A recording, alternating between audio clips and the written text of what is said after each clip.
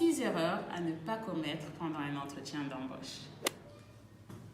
Coucou les filles, bienvenue dans une nouvelle vidéo avec l'ONG Women Power. L'ONG Women Power remercie ses sponsors, PrintShop, une imprimerie moderne qui propose des solutions offset, numériques et sérigraphiques, et REC, une entreprise de rénovation et de construction.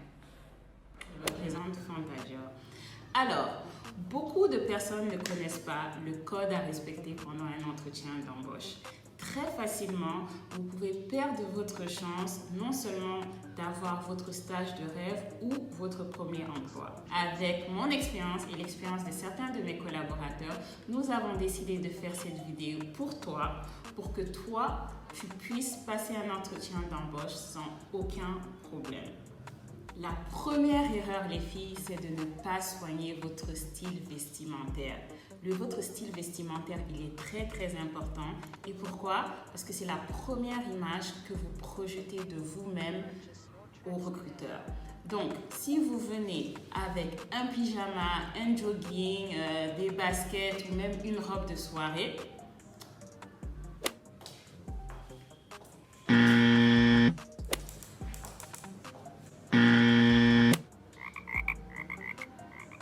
pour le recruteur, vous ne prenez pas le poste au sérieux. Alors pour le recruteur, il n'a aucune raison de vous recruter. Prenez votre temps, soignez votre style vestimentaire. Je vous conseille un pantalon tailleur, une jupe tailleur, une chemise, une robe africaine, mais quelque chose de vraiment professionnel, décontracté, mais en même temps aussi qui va avec vous aussi, la personne que vous êtes. Erreur numéro 2, ne pas préparer son CV. Les filles, un CV, ça se prépare. Vous ne pouvez pas déposer votre CV rempli de fautes d'orthographe. Vous ne maîtrisez pas votre parcours professionnel. Ça laisse une très très mauvaise impression au recruteur et pour lui, vous n'êtes pas professionnel malheureusement. Bonjour monsieur. Votre CV est rempli de fautes. Je l'ai rédigé il y a longtemps donc j'ai pas eu le temps de réviser ce que j'ai eu à écrire avant. Nous constatons que vous avez travaillé pendant 2 ans dans une agence de communication. Quelles étaient vos tâches de responsabilité? Malheureusement, je ne me rappelle pas. Alors les filles, mettez votre CV à jour. Adaptez votre CV à chaque offre d'emploi. Pourquoi? Parce que chaque entreprise est différente. Ils n'ont pas les mêmes visions et ils n'ont pas les mêmes missions. Et aussi, ils ne recherchent pas les mêmes candidats. Prenez le temps de relire votre CV ou même le donner à quelqu'un pour qu'il le lise pour vous. Aussi, connaître votre parcours. C'est très très important parce que vous voulez projeter une image positive au recruteur. Nous constatons que vous avez travaillé pendant 2 ans dans une agence de communication. Quelles étaient vos tâches de responsabilité? Tout d'abord, j'ai commencé en tant que réceptionniste. Je répondais aux appels téléphoniques. Et au fur et à mesure, j'ai été nommée assistante du chef de projet où je répondais aux emails et rédigeais des rapports. Erreur numéro 3, ne pas connaître l'entreprise pour laquelle vous postez. Ça, c'est une grosse erreur. Ça donne l'impression au recruteur que non seulement vous ne travaillez pas dur pour ce que vous voulez, mais aussi que l'entreprise pour laquelle vous voulez travailler ne vous dit absolument rien. Connaissez-vous notre entreprise? C'est ce que nous faisons. J'étais juste à la recherche d'un travail, donc j'ai juste postulé. Alors, qu'est-ce qu'il faut faire? Faites vos recherches, utilisez Google, prenez quelques minutes et essayez de trouver toutes les informations que vous pouvez sur l'entreprise. Ça fait combien d'années que l'entreprise elle fonctionne? Elle a combien d'employés?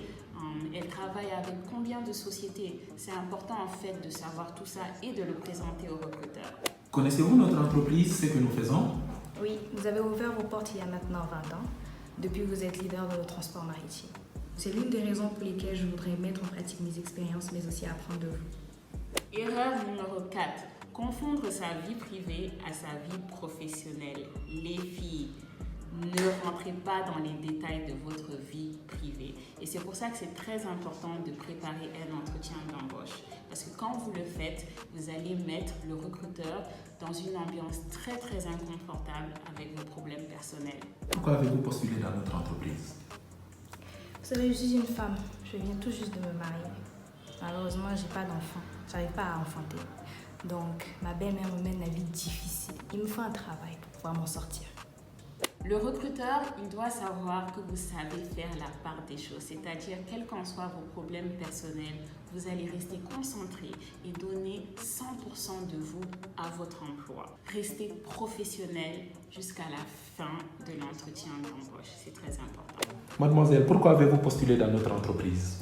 Oui, j'ai un peu d'expérience en comptabilité et vu la bonne réputation de votre entreprise, j'aimerais bien accroître mes expériences. Je ne postule pas que pour avoir un travail, mais aussi pour en faire une carrière professionnelle. Erreur numéro 5, être trop sûr de soi ou même arrogante. Le recruteur n'embauchera jamais une personne arrogante. Aucun service ne veut travailler avec une personne arrogante. Waouh, mademoiselle, vous avez un CV très riche. 10 ans d'expérience en comptabilité pour votre jeune âge? Oui, bien sûr. Mon père, il est comptable, donc il m'a initié à la comptabilité depuis le bas âge. Je connais la comptabilité des bouts des doigts. Vous avez une maîtrise du logiciel Sage? Bien sûr, j'ai 5 ans d'expérience dans l'utilisation de ce logiciel. Waouh, pouvons-nous faire un test rapidement? Là, maintenant, là. Oui, tout de suite. Ah, vous savez, ça fait très longtemps. Hein, et un CV, c'est un CV. Hein. Le recruteur ne voudra pas recruter une personne qui est arrogante, mais une personne qui a confiance en soi.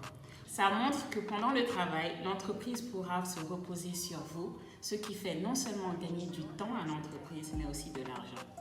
10 ans d'expérience en comptabilité pour votre jeune âge? Oui, j'ai eu la chance d'avoir un père comptable, donc il m'a initié à la comptabilité dès le bas âge.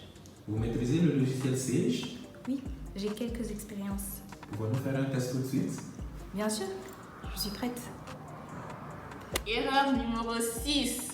Répondre au téléphone. Aïe, aïe, aïe, aïe, aïe. Les filles, pendant un entretien d'embauche, vous voulez laisser une bonne impression au recruteur, d'accord? Et répondre au téléphone pendant un entretien d'embauche est un signe de manque de politesse. Et personne, j'ai bien dit personne ne veut recruter une personne qui manque de politesse. J'ai réussi à l'université. Allô, Na? S'il vous plaît, c'est ma mère. Oui, oui. Ah, le baptême, c'est aujourd'hui? Non, ne t'en fais pas, dans 5 minutes, je serai là. Oui, oui, je finis juste et puis j'arrive. Ok, merci. Alors, avant l'entretien d'embauche, c'est-à-dire avant de rentrer dans le bureau de la personne avec qui vous allez passer l'entretien, éteignez votre téléphone ou mettez votre téléphone sous silencieux. Si vous oubliez de faire cela, une fois que votre téléphone sonne, mettez-le sur silencieux, mais n'oubliez pas de vous excuser. Nous constatons que vous parlez bien chinois. Oui.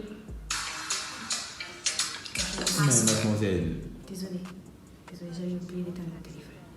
Merci encore une fois d'avoir regardé cette vidéo avec nous, l'ONG Women Power.